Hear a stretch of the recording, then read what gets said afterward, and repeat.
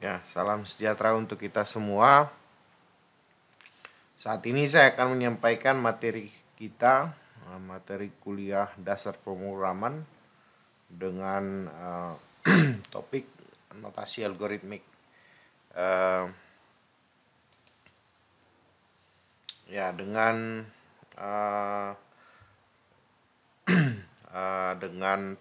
subtopik ada dua yang akan kita bahas, yaitu definisinya dan notasinya.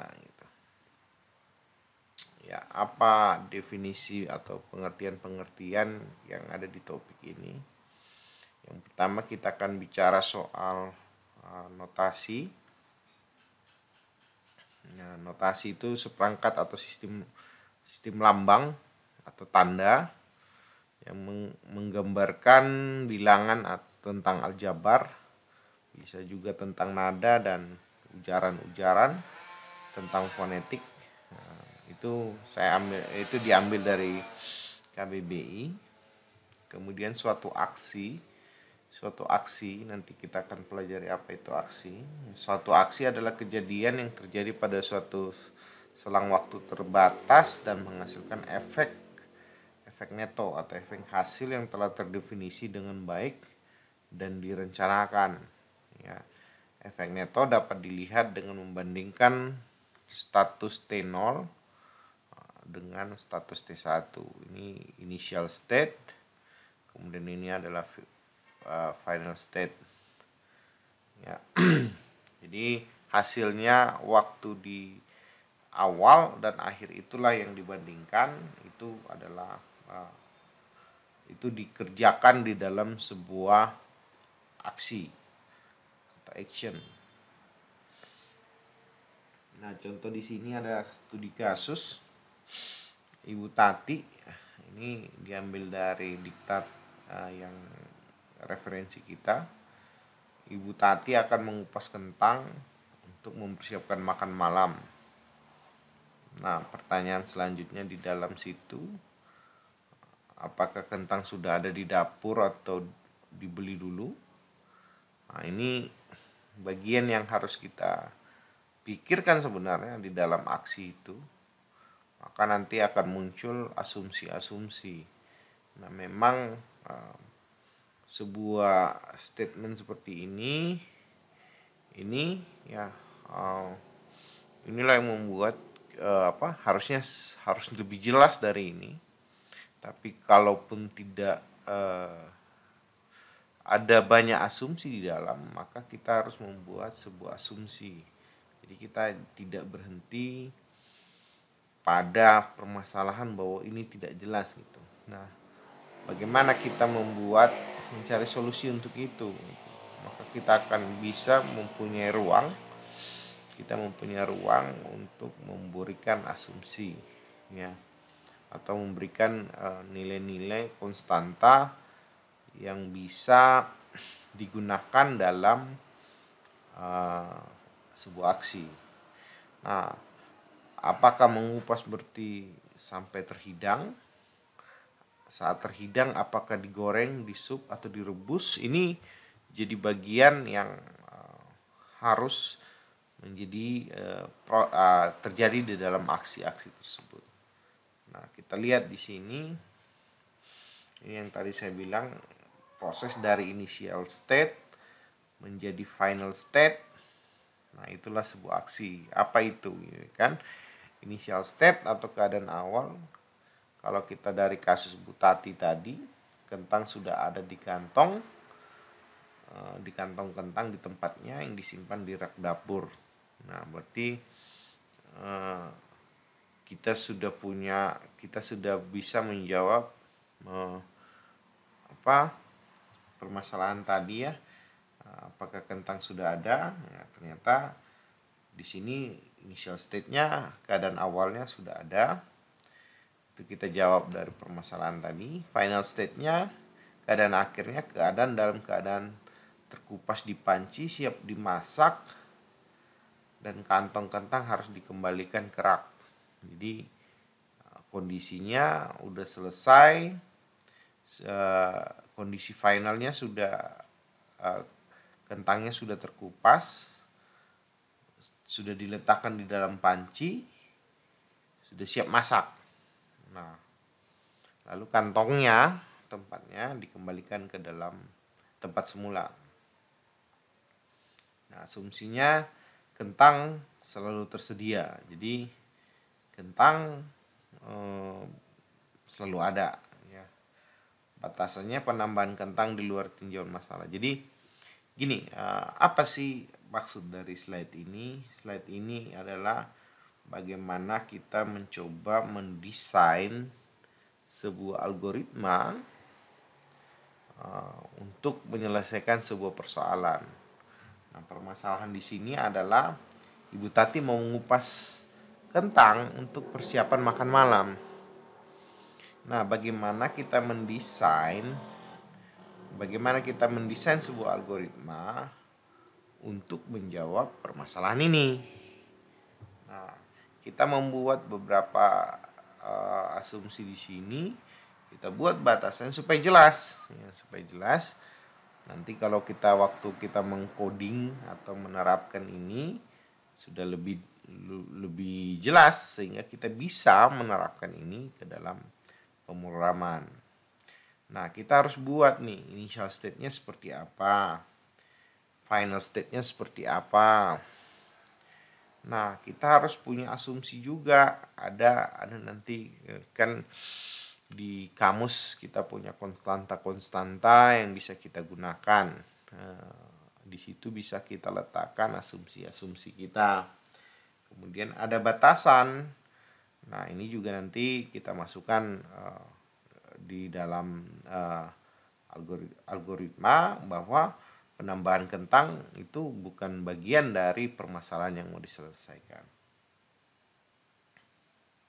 Jadi dia cukup kita akan menyelesaikan inisialnya kentang sudah ada di kantong yang disimpan di rak dapur.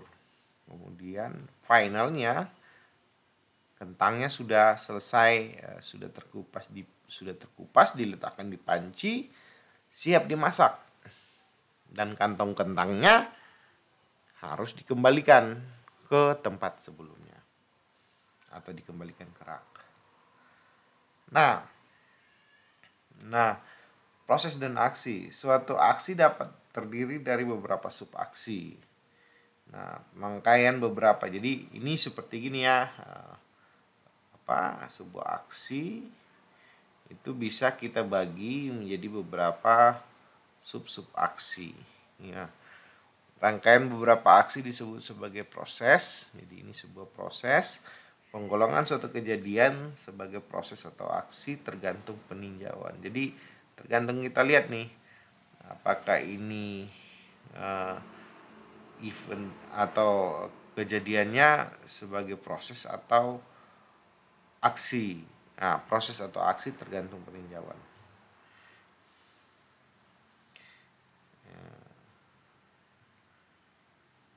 Nah, contoh di sini kalau aksi itu Ibu Tati mengupas kentang. Contoh kasusnya Bu Tati tadi itu aksinya mengupas kentang. Gitu.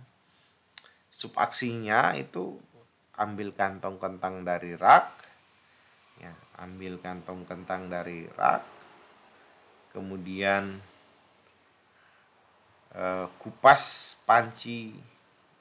ambil panci dari lemari, ini aksi kedua, kupas kentangnya, ini B, kupas kentangnya, C, kembalikan kantong ke rak, D.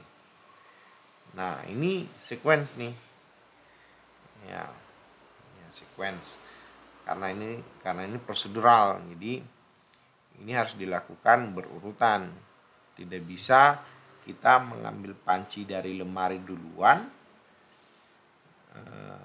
daripada baru kemudian ambil kantong. Ini nggak bisa. Ini kita bicara sekuensialnya, urutannya. Jadi ini sub aksi yang akan dilakukan dari sebuah aksi namanya Ibu Tati mengupas kentang. Nah, notasi akan digunakan sebagai standar untuk menuliskan teks algoritma. Inilah bahan kita hari ini, ya, saat ini. Notasi algoritmik. Notasi yang akan digunakan sebagai standar untuk menuliskan teks algoritma. Jadi teks algoritma. Jadi output kita hari ini adalah bagaimana mahasiswa atau kita paham apa itu teks algoritma. Karena ini yang akan kita gunakan. Kalau kalian masih ingat kemarin ada istilah detail design. Nah, inilah dia teks algoritma ini. Dibedakan antara algoritma dan program. Algoritma itu solusi detail. Nah, ini solusi detail secara prosedural dari suatu persoalan dalam notasi algoritmik. Jadi notasi yang kita gunakan adalah notasi algoritmik. Kemudian program komputer dalam suatu bahasa pemrograman. Nah, dalam hal ini kita menggunakan Python yang tersedia di dunia nyata. Jadi ini program. Kita akan memprogram menggunakan bahasa pemrograman. Notasi detail design tidak dapat dieksekusi mesin. Jadi notasi yang kita buat itu bukan untuk kita letakkan atau bukan bahan untuk kita masukkan untuk decoding untuk dibuat jadi menjadi bahan dalam tapi itu menjadi desain yang akan kita terjemahkan dalam bahasa pemrograman gitu. Dia bukan bahan baku utama dalam menghasilkan program, tapi itu adalah desainnya. Nah, detail design tidak dapat dieksekusi mesin. Itu hanya perantara bagi manusia dan mesin. Notasi yang diadaptasi dari Scroll 88 ini referensi kita untuk menghasilkan notasi algoritma.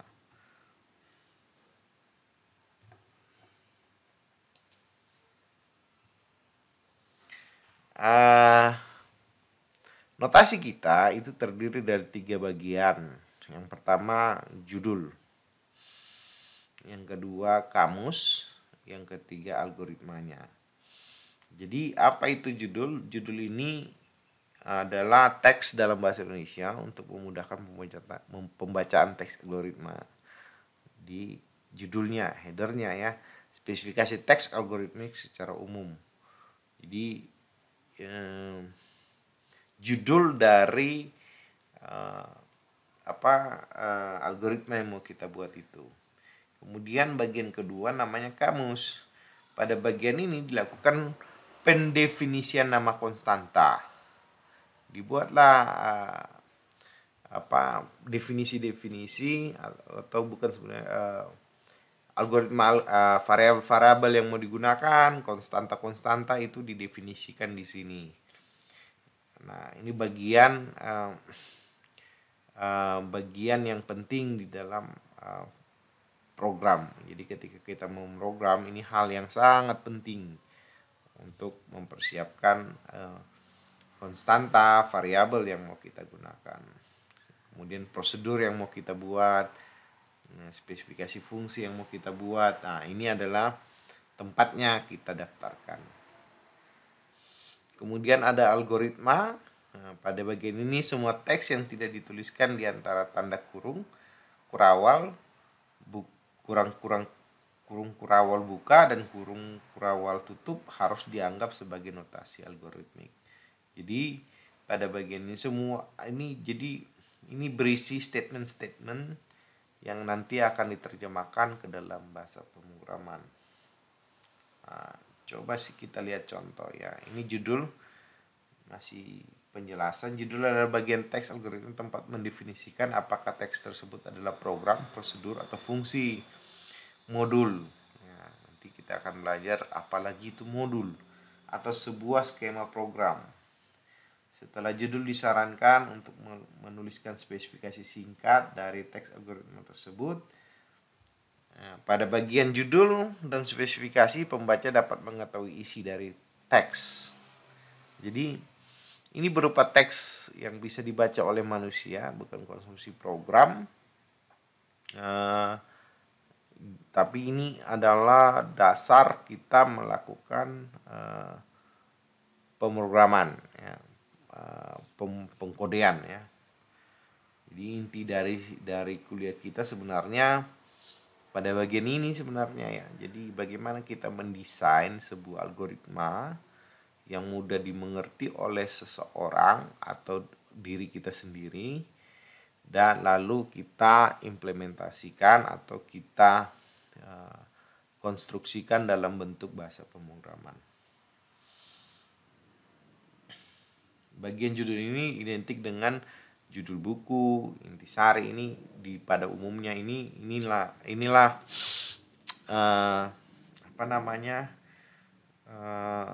similarnya atau kesamaannya dengan di dunia nyata itu, yaitu di judul buku, intisari pada sebuah teks ilmiah dalam suatu makalah berbahasa Indonesia. Kalau Anda pernah melihat paper, nah ini bisa dalam bentuk buku dan bisa juga dalam bentuk abstraksinya.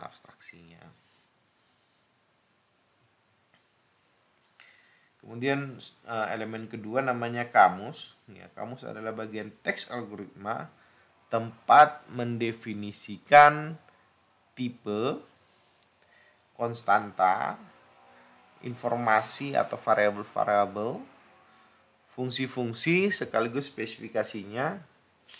Jadi fungsi-fungsinya apa, spesifikasinya seperti apa, nama prosedur. Nah, ini kita daftarkan di dalam kamus. Ya, kita daftarkan di dalam kamus sehingga kita tinggal memanfaatkan variabel konstanta yang sudah kita deklarasikan atau kita daftarkan di bagian kamus ini. Sebuah nama tersebut baru, semua nama tersebut baru dapat dipakai jika didefinisikan dalam kamus. Jadi semua yang kita akan gunakan harus didefinisikan di dalam kamus, sehingga artinya semua sudah terdaftar dulu, apa yang mau kita gunakan dan lain-lain itu semua terdaftar di kamus.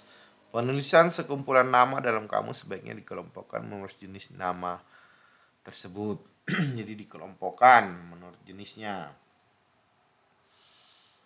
Nah, ini bagian ketiga adalah bagian yang paling penting. Algoritma adalah bagian algoritma. Ya, algoritma adalah bagian teks algoritmik yang berisi instruksi atau pemanggilan aksi yang telah didefinisikan. Pemanggilan aksi, ya, telah didefinisikan di mana?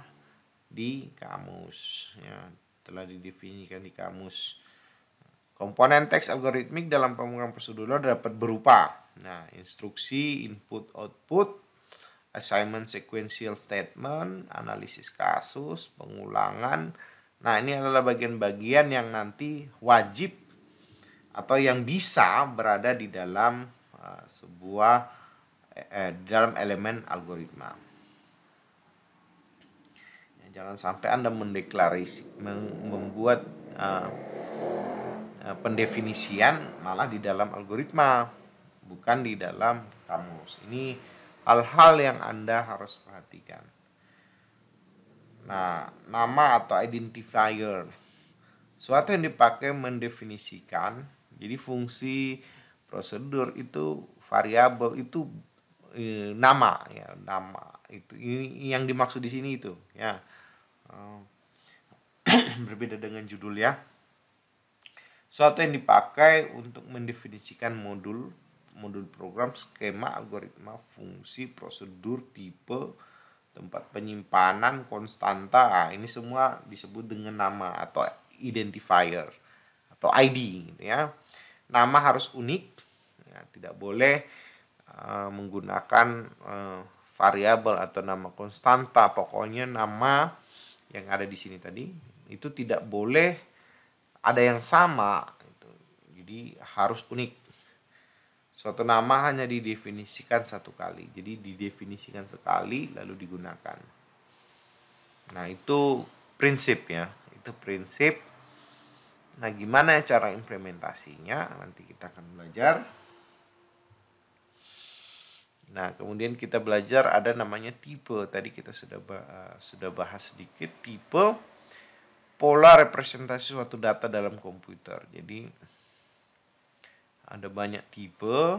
Nah, ini tipe untuk Python, tipe data untuk Python ada string, integer, float, complex, dan masih banyak yang lain, ada boolean.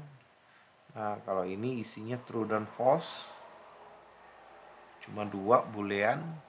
Kemudian string ini bicara soal sekelompok karakter.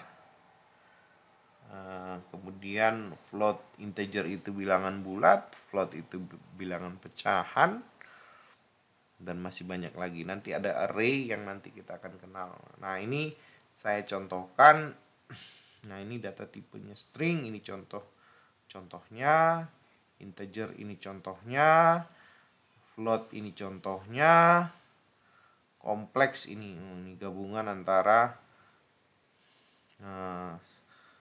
integer dan karakter ya. Kemudian ada list dan lain-lain. Jadi Anda bisa lihat di sini ada banyak tipe data yang bisa kita gunakan untuk program kita. Nah, selain tipe ada di dalam algoritma itu ada proses namanya assignment ya. Di dalam manipulasi harga terhadap nama dilakukan dengan assignment. Jadi ada proses assignment di dalam.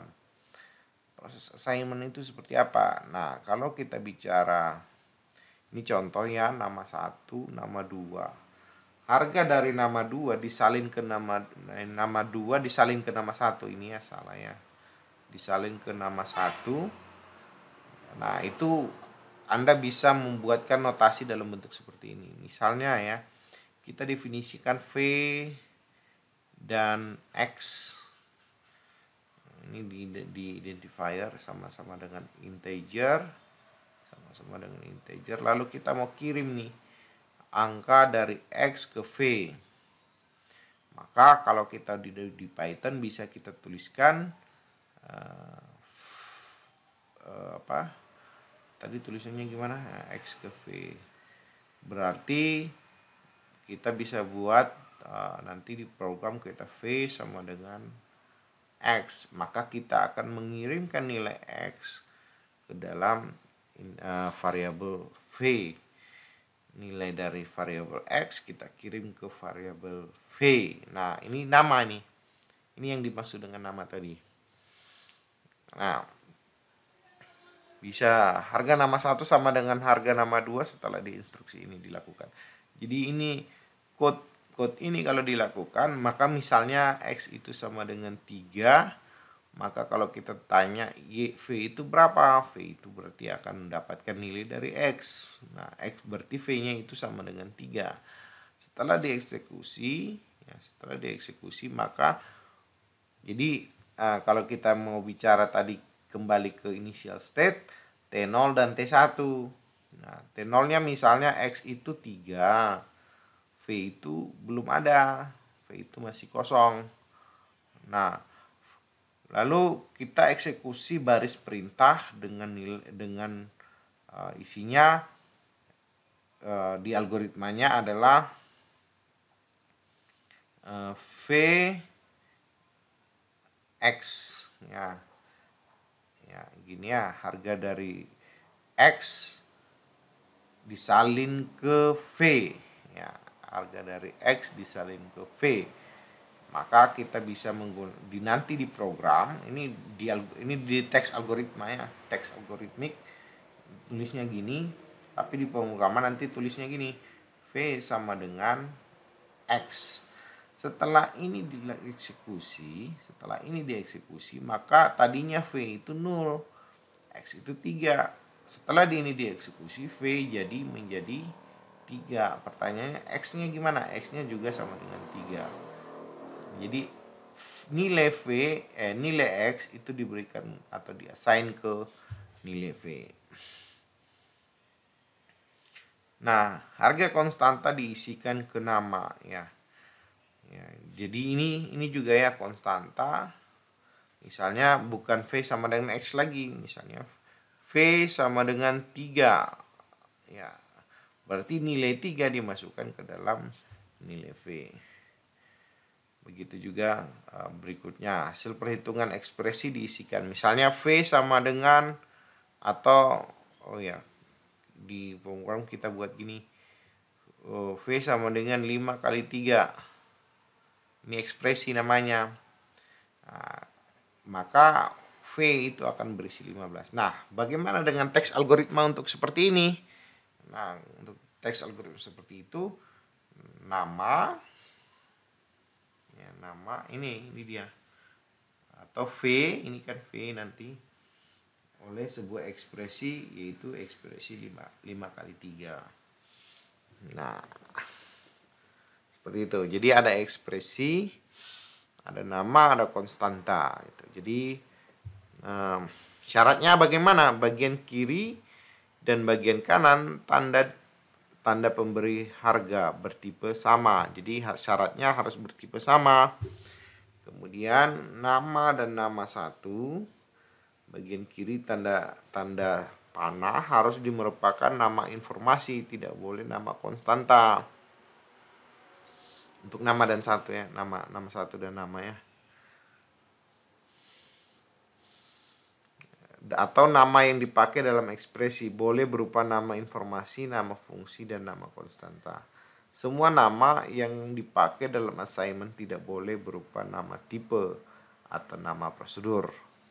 Jadi semua nama yang dipakai dalam assignment tidak boleh berupa nama tipe atau nama prosedur. Jadi tidak bisa kita menggunakan misalnya int.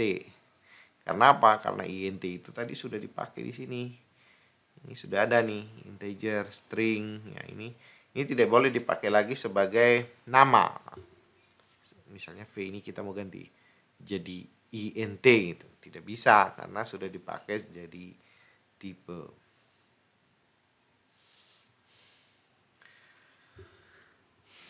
Nah, ada lagi namanya input. Pembacaan harga dari piranti masukan. Nah, itu jadi nilainya itu bukan diberikan konstanta seperti tadi, tapi ini diinput. Nah, diinput oleh siapa? Oleh user. Ya, pembacaan harga dari piranti masukan. Bisa berupa keyboard, bisa berupa mouse, bisa berupa scanner, dan sebagainya. Jadi ini kita coba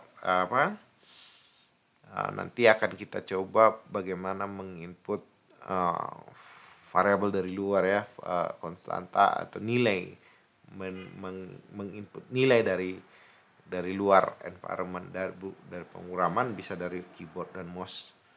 Contoh, menerima membaca besaran temperatur dari sebuah sensor temperatur yang dihubungkan dengan komputer. Jadi ada sebuah sensor, ini komputer, ini dia mengirimkan data. Nah, ini juga bisa berupa inputan. Jadi algoritmanya gimana nulisnya? Ini input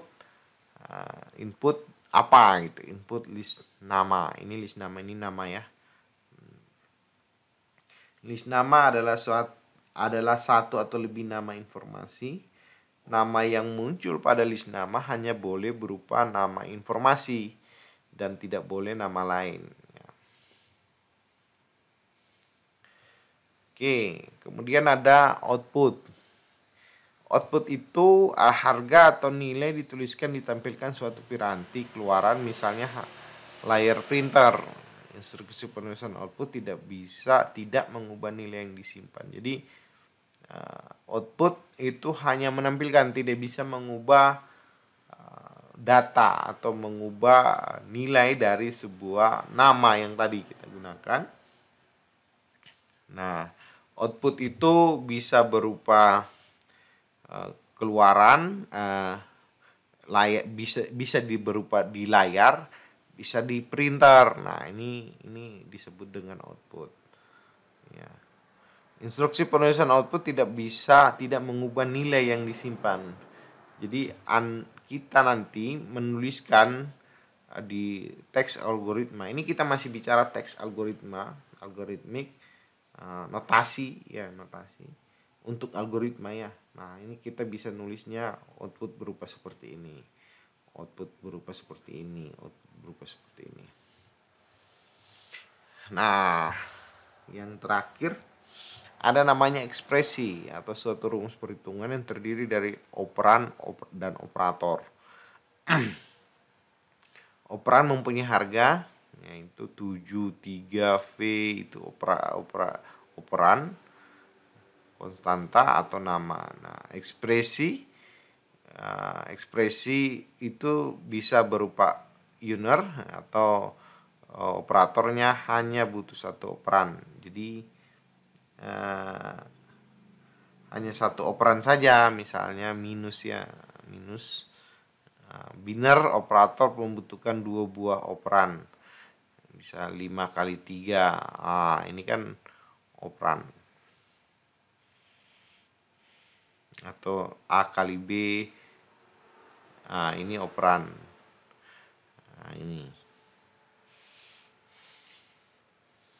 Nah, ini bisa berupa infix, ini tandanya di depan, prefix di dalam, di antara, prefix sebelum, postfix sesudah. Jadi bisa berupa gini. 2 3 misalnya, atau nanti kita coba ya, nanti kita lihat di Python bentuk prefix dan postfix seperti apa, tapi kalau infix seperti ini. Nah, contoh menuliskan sebuah algoritma.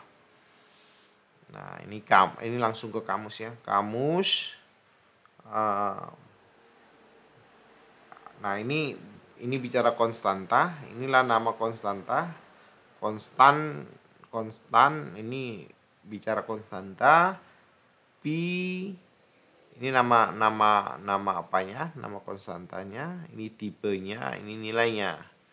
Ya, ini juga ini tipenya, ini nilainya.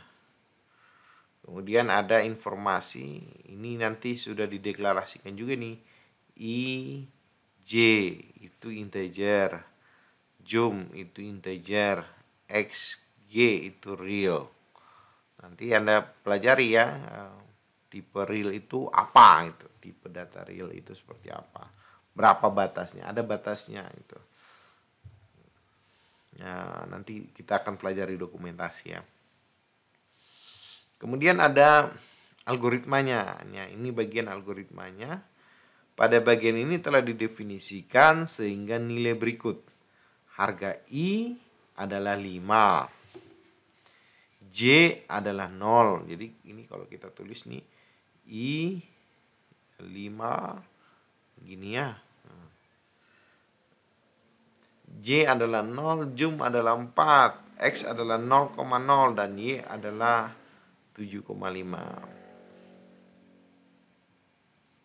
Nah,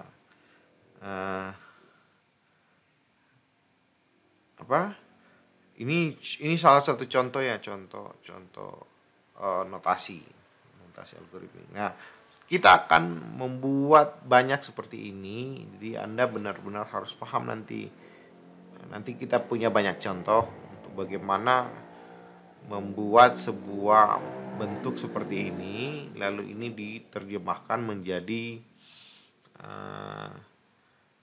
kode program ya. Jadi intinya di sini ya, kita harus membuat yang bagus, yang rapi, sesuai standar, lalu kita codingkan. Nah, itu bagian yang penting di kuliah ini. Nah, untuk ekspresi numeriknya seperti ini ya. Yang tadi saya bilang infix.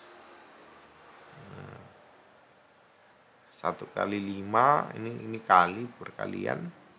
1 bintang 5 ekspresi integer, 1 tambah 3 bintang 5. Berarti ini sesuai apa ya, nanti akan ada mana yang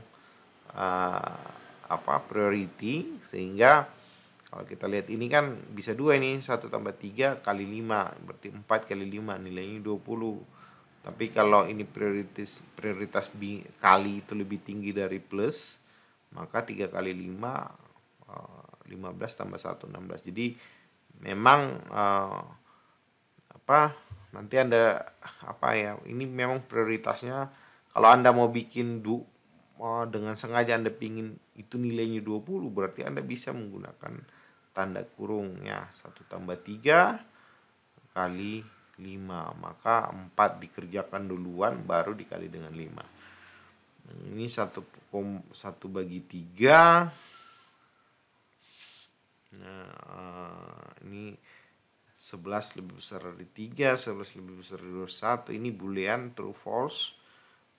Kemudian ada mod, ada div, dan seterusnya. Nanti kita akan sesuaikan dengan dokumentasi dari Python sendiri ya, Python. Nah, ini contoh kasus 2 untuk kita membuat sebuah notasi. Nah, ini contoh kamus ya, kita ke kamus, nama konstantanya konstanta blank, ini nama, ini tipe, ini value-nya, nilainya. Itu tanda kutip begini, itu tandanya string kosong ya, string kosong. Beda kita di bahasa pemrograman itu beda ya, antara string kosong seperti ini, kemudian ada juga yang null. Null itu benar-benar kosong, hampa. Kalau ini ada isinya, itu kosongnya. Kemudian nama informasinya CC sama dengan karakter. Karakter itu beda dengan string ya. String itu terdiri dari karakter-karakter. Karakter itu satu aja, satu karakternya. Nah, ini string 1, string 2 itu string. Nah, kalau kita menggunakan koma seperti ini, berarti string 1 dan string 2 itu tipe datanya adalah string. Kemudian algoritmenya pada bagian ini telah didefinisikan sehingga nilai berikut. Harga CC itu yang mana? CC itu yang ini adalah A. Jadi ini A diplot masuk ke C. A ini dimasukkan ke dalam variabel CC gitu kan. Jadi nanti CC itu sama dengan A gitu ya. String 1 adalah aku. String str1 adalah aku, dan str1 adalah X. Nah, ini sama-sama str1 nih. Kalau seperti ini, nah ini kita lihat ekspresi yang bisa dimungkinkan untuk algoritma ini. Itu pertama ekspresi pembanding. Nah, ini CC sama dengan X. CC sama dengan X, padahal yang diisi di CC adalah A. Maka jawabannya adalah false. Kenapa false? Karena yang diisi di ke CC itu adalah A, bukan X. Nah, kemudian blank. Apa itu blank? Blank itu ini. Nah, blank ini kalau di print dilihat, inilah nilai dari blank. Ini juga masuk ke dalam kamus nih. Makanya semua yang ada di sini itu harus didaftarkan dulu di dalam kamus. Nah, ekspresi dan seperti ini itu artinya konkatenasi. Jadi Anda kalau di Excel itu ada concate namanya. Coba pelajari, itu menggabungkan 2 string. Ya, kalau ini seperti ini artinya string 1 dan string 2. Nah, ini sepertinya memang ini jadinya string 2 ya. Ini string 2 ya. Oke. Maka string 1 dan string 2 digabung maka menjadi ACUX. Jadi akux, ya, aku plus x. Kalau di string ada beberapa operator itu termasuk concate ini ya. Kemudian operasi menambahkan karakter di awal. Ya, apa menambahkan karakter di awal dari CC, jadi CC ditambahkan ester 1 jadi aku. Nah, kemudian ini berupa menambah karakter di bagian akhir aku a. Nah, itu hasilnya. Jadi ini ekspresi yang nanti bisa kita gunakan di dalam algoritma ini. Nah, ini coba kalian lihat, ini contoh kamus yang kita gunakan di soal. Berikutnya adalah contoh ekspresi dalam notasi infix untuk kamus di atas. Periksalah apakah ekspresi yang ditulis benar. Jika benar, tentukan jenis hasilnya. Jadi urutan min 1. Nah, urutan min 1. Coba Anda lihat di sini. Urutan itu berapa posisinya dikurangi 1. Bisa nggak? Benar nggak ini? Bisa nggak ekspresi ini benar atau tidak? Hasilnya gimana? Nah, ini coba Anda lihat urutan. Nah, urutan saya nggak melihat ya. Cek, ini urutan. Urutan itu integer. Apakah ada nilainya?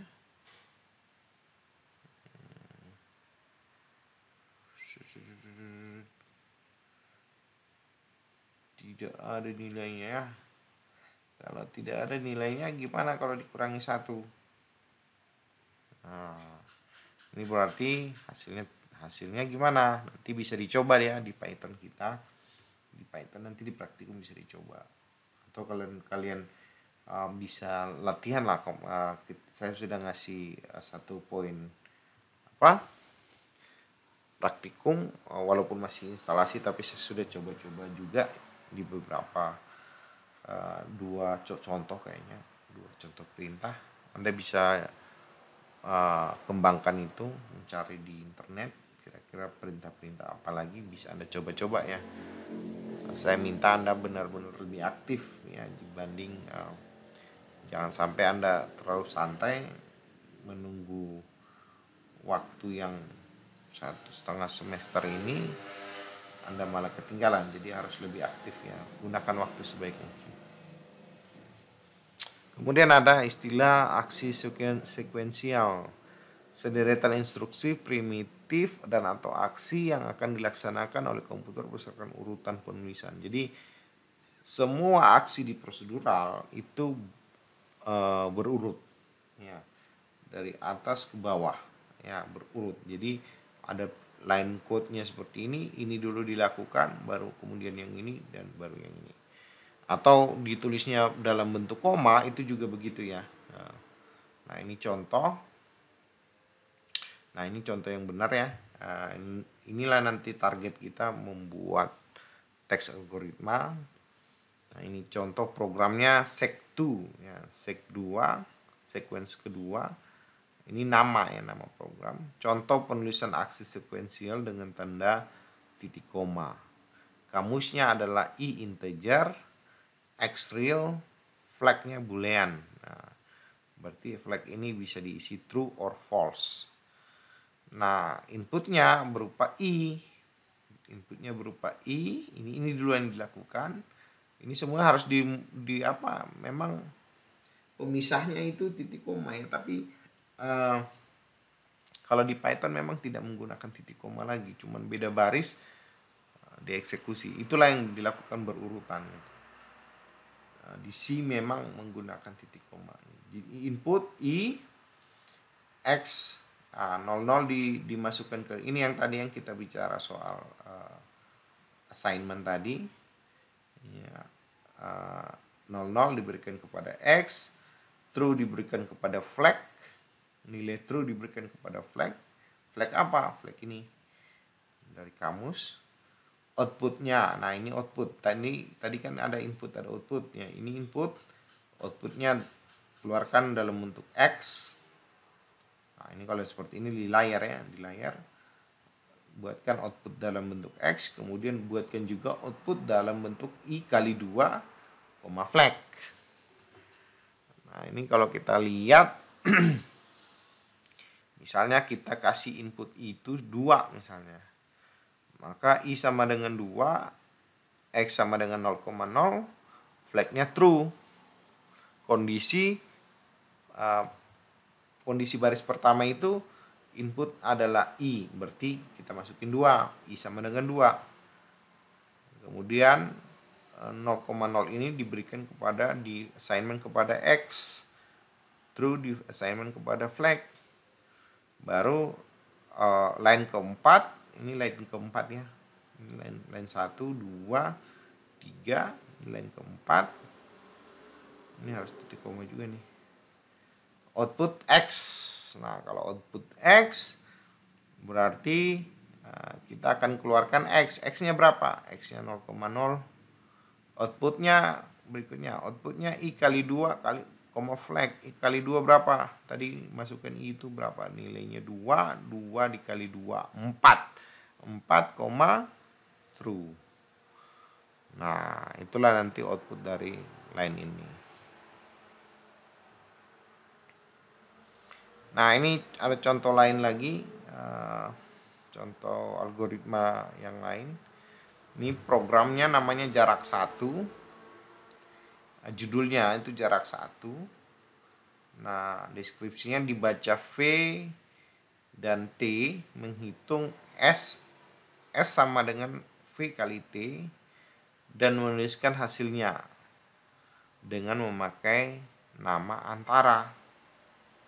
Nah, sekarang kamusnya itu ada integer, V itu integer, itu kecepatan. Ini komentar ya. Ini komentar yang di dalam tanda kurung kurawal itu namanya komentar. Komentar itu tidak ikut dieksekusi oleh program. V itu sama dengan integer atau kecepatan M per detik. T itu integer, waktu dan atau detik dalam bentuk detik ya. S itu integer. Nah, ini dalam kurung, ini keterangannya jarak M yang ditempuh dalam waktu T dengan kecepatan V pada gerak lurus beraturan. Jadi inilah variabel yang kita akan gunakan. Di algoritmanya minta inputan V dan T. Jadi ini diminta, line pertamanya dimintalah input V dan T. Jadi nanti kalau ini outputnya ini ditanya. Input nilai kecepatan X V berapa? Input nilai waktu T berapa? Nanti baru dikali V kali T. Nah, jadi ini inputan dari keyboard, nanti kita akan contohkan di pemrograman ya. Tapi bagaimana Anda menulis ini dalam bentuk teks algoritma, ini yang saya sedang jelaskan. V kali T itu diassign ke S, lalu di-outputkan ke layar berupa S. Jadi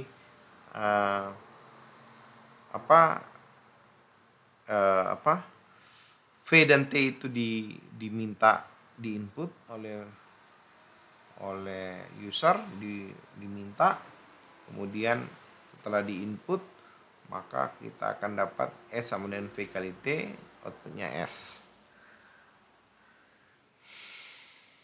Itu kira-kira penjelasan dari algoritma ini. Jadi Anda harus bisa belajar, bisa baca dulu.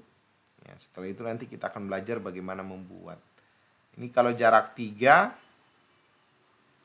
ini dia, saya tadi menghubungkan ke sini, tapi sebenarnya ini berbeda ya, dua hal yang berbeda. Ini V T ini, input V, T ini langsung diminta. Kita langsung input V dan T-nya berapa. Nah, kalau ini dipisah. Buatkan dalam bentuk layar input nilai kecepatan, nanti diinput dalam bentuk V, lalu diminta lagi inputan nilai waktu, nanti dimasukkan ke dalam T, baru keluarkanlah cetakan jarak yang dihitung sama dengan V kali T, jarak yang dihitung. Nah, ini apa? Algoritma jarak 1 dan ini algoritma jarak 3. Ini nama ya, nama. Nah, nanti kita akan praktikumkan, tapi Anda mulai di sini ya, Anda harus belajar membaca dokumentasi. Ya, kalau Anda punya Python misalnya tadi sudah saya sampaikan, kita akan gunakan Python 38. Ya, coba dibuka dokumentasi untuk 38. Di mana kita lihat di sini. Di dokumentasinya alamatnya di sini. Python merupakan salah satu pemrograman yang memiliki perubahan versi yang relatif cepat. Oleh karena itu, Anda harus terbiasa mempelajari dokumen resmi yang dirilis di Python.org. Ya, mungkin itu yang kita bahas saat ini. Semoga Anda bisa belajar dan tertarik untuk mendalami pemrograman Python ini. Nanti ada beberapa praktikum yang bisa membantu Anda memahami apa yang saya jelaskan ini. Itu saja. Semoga Anda tetap semangat ya, dan bisa menjaga kesehatan Anda dengan baik nanti sampai pandemi ini selesai. Itu saja. Salam sejahtera untuk kita semua.